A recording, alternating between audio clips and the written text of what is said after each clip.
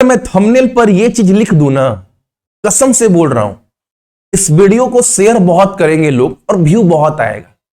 तारीफ गाली तो कोई देगा ही नहीं देगा, ये गारंटी है। अगर मैं थंबनेल पर बस इतना चीज लिख दूं ना, जो भी जनरल वाले हैं अगर उनका रॉ मार्क्स 32 से 38 के या 36 के बीच में आ रहा है तो वो CBT 2 की तैयारी कर सकते हैं। अगर मैं लिख दूं ओबीसी वाले जो हैं अगर वो 30 से 35 के बीच में आ रहा है, अगर ऐसा मैं थंबनेल पर लिख दूं ना और बोल दूं गारंटी है और 2 गो ट्रेड का टीचर खड़ा कर दूं ना, तो CBT 2 वाले कोर्स बहुत बिक्री हो जाएगा। लेकिन इससे पैसा तो आ जाएगा, व्यू तो आ जाएगा वीडियो में, बच्चे खुश तो हो जाएंगे, लेकिन ना जाने कितने सारे बच्चों का ना इधर के रहेंगे ना उधर के रहेंगे, उनका ये साल पूरा बर्बाद कर देंगे। ये क्यों बोल रहा हूं, देखो बहुत सारे बच्चों का एग्जाम खराब गया होगा, उनको एक अनुमान एक अंदाजा होगा, एहसास होगा, लेकिन एक उम्मीद लगाकर बैठे हैं। कोई तो बोल दे 30, 32, 35, 36। अगर कोई टीचर अपने आप को बोल रहा है एलपी का टीचर है, बहुत बड़ा टीचर है, और वो बोल देता है तो बच्चा की एक उम्मीद जग जाता है और वो कोर्स बेचकर निकल तो जाता है। लेकिन बच्चा क्या कर रहा है, कोर्स ले लिया, उसका पैसा तो गया ही गया, प्लस आने वाला जो 2 महीना है वो पूरा 2 महीना CBT 2 में लगा दिया। अब जिस दिन रिजल्ट आया उसका हुआ नहीं। अब इससे हुआ क्या, 90% बच्चे ALP वाले ना NTPC का भी फॉर्म फिलअप किए। अब वो 2 महीना उस टीचर की उम्मीद में CBT 2 का तैयारी किया, अब वो रिजल्ट हुआ नहीं, पैसा गया, 2 महीना समय गया, अब NTPC का तैयारी भी हाथ से चला गया। यानी ना वो इधर का रहा ना इधर का रहा। चीज को समझिएगा बाबू। अब यही क्या होगा, अब मैं आप आज तक जितना भी मैंने कटअप वीडियो बनाया है आप सर्च मारिएगा, सब तो पड़ा है ओपन, कोई पैसा नहीं देना, सब दिखिएगा। सक्सेस की 98 कटअप, लगभग भगवान के आशीर्वाद से कोई वीडियो का अनुमान गलत नहीं हुआ आज तक। अब देख लीजिए सब पड़ा हुआ है। 19 में जो एग्जाम हुआ बाबू, 19 में उसका पेपर का लेवल कितना था, वैकेंसी क्या था, इस बार पेपर का लेवल कितना है, वैकेंसी क्या है, बच्चे एग्जाम सेंटर के बाहर मैक्सिमम औसत से ज्यादा बच्चे क्या बोल रहे थे पेपर के बारे में, पेपर के लेवल के बारे में। CBT 1 क्वालिफाई कर जो 22 में CBT 2 का एग्जाम कुछ चंद नंबर से नहीं निकाल पाया था, वो सारे बच्चे भी एग्जाम इस बार दिए हैं। ये सब दिमाग में रखकर एक अनुमानित स्कोर आपको बताऊंगा, ठीक है। ये नहीं कि आपको खुश करने के लिए कुछ ही बता दिए व्यू के लिए। होगा क्या ना, अगर मान लो मैं ही टीचर हूं, मेरे पास 10,000 बच्चा कोर्स ले लिया, ठीक है, CBT 1 का कोर्स तो हम बेच दिए बाबू, ठीक है। अब मेरा टारगेट क्या रहेगा, अब मेरा टारगेट रहेगा एग्जाम तो CBT 1 हो गया, पैसा तो छाप दिए, अब एक काम करते हैं CBT 2 में पैसा छापना है। तो अब इसके बीच में जो जगह है ना बाबू, ये बहुत खतरनाक है। अब रिजल्ट तो आया नहीं है, एक काम करते हैं बच्चों को 30, 32, 33 बोल देते हैं, इतना में तो रिजल्ट हो जाएगा जनरल वालों का, और बहुत सारा बच्चा कोर्स ले लेगा। जाहिर सी बात है भाई, बड़ा टीचर है, इतना बता रहा है तो जाएगा ना, सर ना पाओ कुछ पता नहीं, बस बोल दो। बच्चा अब क्या किया, बच्चा अब यहां से यहां चला गया, बहुत सारा कोर्स ले लिया बाबू, ठीक है। अब होगा क्या, यही होगा। अब उसके बाद नहीं निकला तो किसी का कॉलर पकड़ने जाइएगा, नहीं। अब जिस दिन रिजल्ट आएगा उस दिन टीचर कुछ नहीं बोलेगा, जिस दिन फाइनल रिजल्ट आएगा उस दिन इसी 10,000 में 5 गो बच्चा का रिजल्ट हो जाएगा, तो वही 5 गो बच्चा का रिजल्ट आपको दिखा देगा, देखो हम पढ़ाए हैं 5 गो बच्चा, 10 गो बच्चा का रिजल्ट हो गया। लेकिन ये नहीं बताएं कि 10,000 में 5-10 बच्चा का ही रिजल्ट दिखाए, उतना बच्चा का हुआ क्या, उतना बच्चा आपसे पढ़कर औसत स्कोर लाया कितना। यानी आपके सेंटर में जितने बच्चे पढ़े, कोई भी कोचिंग सेंटर हो, सबका इतना स्कोर आ रहा है, मतलब आपसे पढ़ने के बाद इतना ला रहा है, मतलब उसको मतलब यहां पर भी ढुकाना है, तो वो काम नहीं कर सकते, ईमानदारी से बता रहा हूं। अब एक बात सुनो बाबू, अगर आपका एग्जाम खराब गया है, ये बात आपको एहसास है, एक छात्र से ज्यादा एहसास इस बात का किसी को नहीं हो सकता है, एहसास है, तो आप एक काम कर सकते हैं, ये वीडियो ना आपका पड़ा हुआ है, यूट्यूब के ऊपर, एक पैसा नहीं देना है आपको।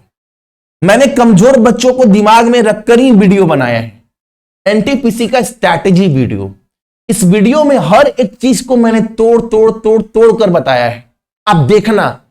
और आपको लगा अगर कि मेरा मेहनत में थोड़ा बहुत कमी था, तो बाबू आने वाला 4 महीना ना एकदम रगड़ दो और सोचो जो गलती कर चुके हैं वो गलती इस बार नहीं करेंगे। मैं विश्वास से बोल रहा हूं, 80 नंबर आपका कोई रोक नहीं सकता, पढ़ने में कितने भी कमजोर क्यों ना हो। ये आप करना, आप बोलोगे तो इसका लिंक हम वीडियो के डिस्क्रिप्शन में डाल देंगे, ठीक है। अब एक बात सुनना, आपके एग्जाम में जो इस बार एएलपी का एग्जाम हुआ, यही 4 सब्जेक्ट आपके पास था, रीजनिंग, मैथ, जीके और जीएस, ठीक है। सिंपल सा बात है। अब एक बात समझिए, अगर मैं बोलूं रीजनिंग और मैथ मिलाकर 42 से कम बता रहा हूं, इतना क्वेश्चन तो था ही, ठीक। जितने भी सेंटर थे बाबू, जितना बच्चा भी एग्जाम देकर निकल रहा था, आपका एग्जाम खराब गया होगा, ठीक से मेहनत नहीं किए होंगे तो आपको हार्ड लगा होगा पेपर, लेकिन ज्यादातर बच्चे बोल रहे थे मैथ भैया इस बार आसान था, रीजनिंग भैया आसान था, लेकिन सिटिंग अरेंजमेंट भैया टाइम टेकन था, लेकिन बन रहा था। ऐसा नहीं कि सवाल नहीं बन रहा था, और सब घिसा पिटा सवाल आया था। अगर इन दोनों को मिला देना बाबू तो 32 से 33। मेरा खुद बच्चा भाई बाबू झूठ क्या बोले, जिस दिन रिजल्ट होगा ना वो 63 नंबर का घर आया है, ठीक है। बोला भैया 61 की 62 सही है, एकदम करेक्ट है। हम झूठ क्या बोले।